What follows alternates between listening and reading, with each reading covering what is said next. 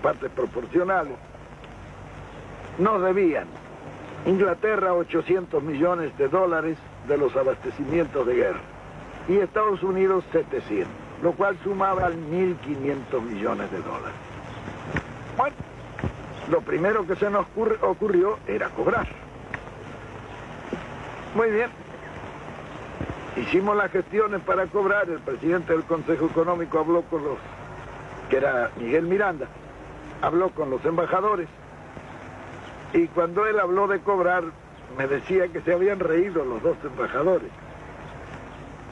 Le contestaron que estaban cambiando la industria de guerra en industria de paz y esa transformación les llevaría 2 años.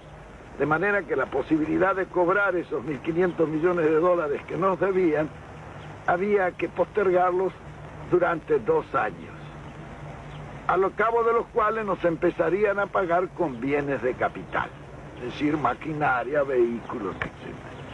Pero nosotros habíamos estudiado ese problema muy bien en el Consejo Nacional de Posguerra. El Consejo Nacional de Posguerra se llamó así porque nosotros estudiamos la forma en que íbamos a evitar que nos hicieran pagar la Segunda Guerra como nos habían hecho pagar la primera. Esta era la primera maniobra, lo de pagar con bienes de capital después de 2 años. Porque la guerra en realidad es un acto de locura colectiva.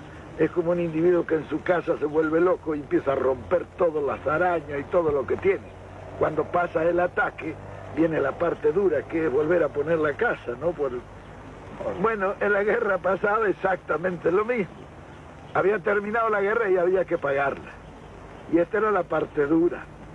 Ahora, la guerra tiene la ventaja de que los que han roto sus cosas durante la guerra tienen la ventaja de pagarlas. En primer lugar, desvalorizando las monedas. Así las deudas que tienen pierden una gran parte de su importancia. Yo recuerdo que Inglaterra en el año 48, por decreto, bajó el 30% el valor de la libra. Comenzaban a pagar la guerra. Pero cuando las monedas caen, cuando las monedas bajan en su valor, los bienes de capital suben en forma inversamente proporcional.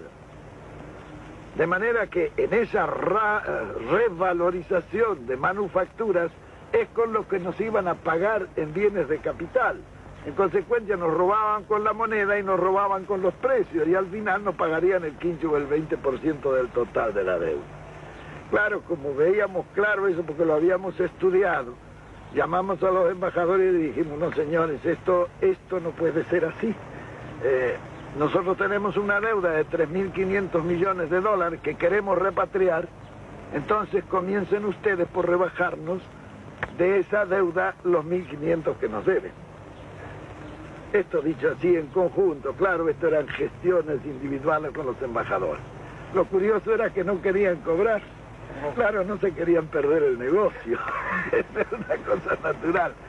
Bueno, al final se les dijo, bueno señores, si ustedes no quieren cobrar, allá ustedes. Nosotros ya lo descontamos y lo damos por pago. Si ustedes no lo quieren cobrar, ya es cuestión de ustedes. Bueno, al final cobraron. Nosotros ya bajamos la deuda externa que nos llevaba 600 millones de dólares, bajamos a casi la mitad. Y en consecuencia la amortización e intereses bajó en una proporción semejante. Nosotros teníamos, por ejemplo, un desembolso anual de casi 800 millones de pesos en fletes de ultramar para poder sacar nuestra producción, como consecuencia de que no teníamos una marina mercante. Entonces, yo hablé inmediatamente con Alberto Odero, que era el mejor armador que ha habido en la República Argentina, y le dije, vea don Alberto, hay que hacer este asunto porque estos 800 millones de pesos deben quedar en la Argentina si transportamos en barcos argentinos. Entonces él estudió un plan para completar unas 120 o 130 mil toneladas de los barcos más indispensables para sacar nuestra producción. Nosotros vendíamos la carne a $250 la tonelada, cuando en Chicago valía $750 la tonelada. Como consecuencia que las únicas líneas de frío que podían sacar esa carne eran los barcos ingleses. Nosotros no teníamos líneas de frío para sacar nuestra carne. Naturalmente que Alberto Odero tomó inmediatamente en sus manos el asunto y, aprovechando que todos los astilleros había terminado la guerra y los astilleros estaban sin trabajo, sacamos esos barcos casi a precio de costo, lo que era negocio para los astilleros que podían conservar su personal después de esa paralización. Porque en la guerra estaban fabricando algunos barcos, un barco por día algunos astilleros. Muy bien, fue así que nosotros rápidamente tuvimos una marina mercante que pasó las 100.000 toneladas, con lo cual tuvimos línea de frío. Y entonces a los ingleses yo los llamé y les dije, bueno, ahora la tonelada de carne vale $500 la tonelada. Ellos dijeron, no la pagaremos, le dije, yo veremos. Me dice, ustedes no van a aguantar, se le van a llenar los campos de hacienda. Y yo le dije, vea, nosotros tenemos la carne, ustedes tienen el apetito, vamos a ver quién aguanta más. Efectivamente los ingleses pagaron las $500 la tonelada. Bien, ese era un problema que se resolvía así, se resolvía a corto plazo. Lo que nos disminuía esos 800 millones de pesos que pagábamos en transportes de ultramar, ya iban a comenzar a quedar en el país.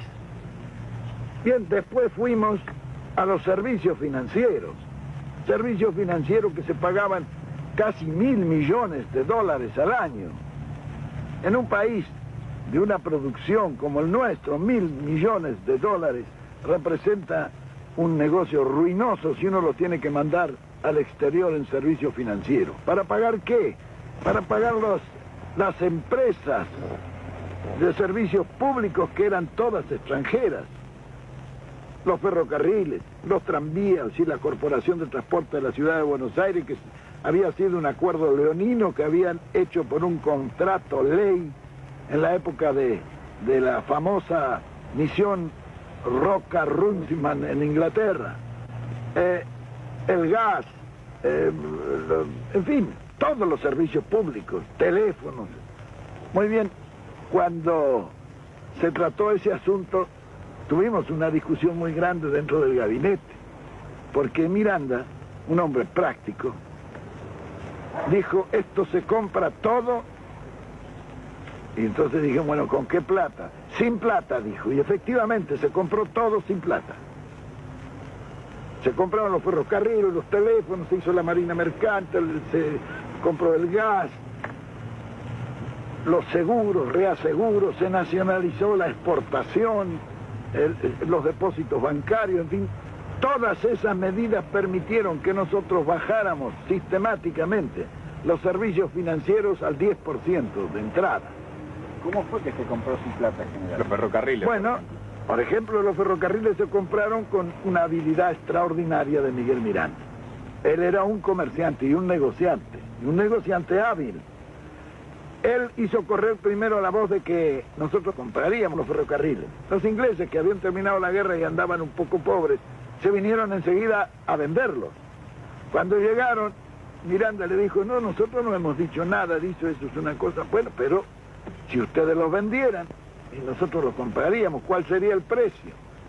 Y entonces los ingleses, que era el directorio de Londres ya, le dijeron el valor de libros. ¿Y cuánto es el valor de libros? 10.000 millones de pesos argentinos. Miranda lo miró y se rió. Le dice, ¿cómo vamos a pagar 10.000 millones de pesos por fierros viejos? No era fierro viejo. Estaban funcionando cerca de 50 y tantos mil kilómetros de vía con estaciones y en muchas partes una legua a cada lado, que era lo que le habían dado en la concesión inicial. Había pueblos, había 26.000 propiedades de los ferrocarriles. El Dock Sud, el puerto de Buenos Aires, era de los ferrocarriles ingleses.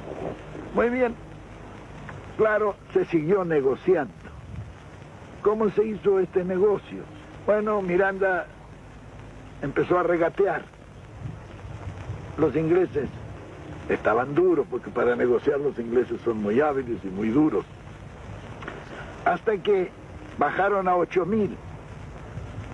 Y Miranda siempre decía, no es posible. Los ingleses ya habían estado muchos días en Buenos Aires, se querían ir. Bueno, y un día cometieron un error. Lo vieron a Miguel Miranda y le dijeron, vea, si ustedes nos pagan 6.000 millones por los ferrocarriles, nosotros le depositamos a usted y a Perón en un banco que ustedes nos indiquen 100 millones de dólares. Al día sí, claro, estos negocios se hacen así. Al día siguiente Miranda a Diana ya estaba golpeándome la puerta de mi pieza en la residencia y me dijo, vea general, ya está listo este negocio, lo vamos a sacar porque si nos ofrecen una coima para que le paguemos 6.000 millones porque no valen los 6.000 millones. Bueno, siguió discutiendo y un día vino y me dijo, bueno, está cerrado el asunto. Los conseguimos los ferrocarriles por 2.029 millones de pesos. Era el precio que habían ajustado. Me dice, y eso lo podemos hacer muy fácilmente. En el contrato de compra-venta, Miguel Miranda le puso que se compraban bienes directos e indirectos de los ferrocarriles. Esos indirectos representaban 26.000 propiedades que tenían los ferrocarriles en el país. Esto no se dieron cuenta los ingleses cuando se hizo el contrato de compra-venta. Por eso Mr. Eddy cuando se firmó se desmayó. Recién se dio cuenta. Bueno, pero aún los 2.029 millones había que pagarlos. ¿Cómo se pagaron esos 2.029 millones? Y nosotros no teníamos dinero, emitimos. Luego de las propiedades, que se tomaron 4 o 5 propiedades y sacaron 2.000 millones de pesos de la venta. Con eso se retiró la emisión y quedaron todavía en la tesorería el remanente de la venta que se había hecho. Los ferrocarriles los pagábamos con trigo. Trigo que estaba depositado en los depósitos subterráneos que habíamos hecho nosotros esperando que subiera el precio del trigo. Nos quedamos con todos los ferrocarriles y 26.000 propiedades. ¿Y qué pagamos? Era como decía Miranda, lo compramos con papelitos. Y efectivamente se compró. Todo lo demás se hizo en forma similar, es decir, un buen negociante que, aprovechando el Estado, hizo buenos negocios. Por eso los ingleses no nos han perdonado nunca. Nos reíamos un día porque cuando fue el ministro de Agricultura me preguntaron a mí cuál era mi ascendencia por la forma en que habíamos negociado. Y yo le dije, vea, mi bisabuela era escocesa. Ah, dijeron los ingleses. Claro que organizada la finanza y la economía interna fue posible también desarrollar todos los demás aspectos. El campo no fue abandonado como algunos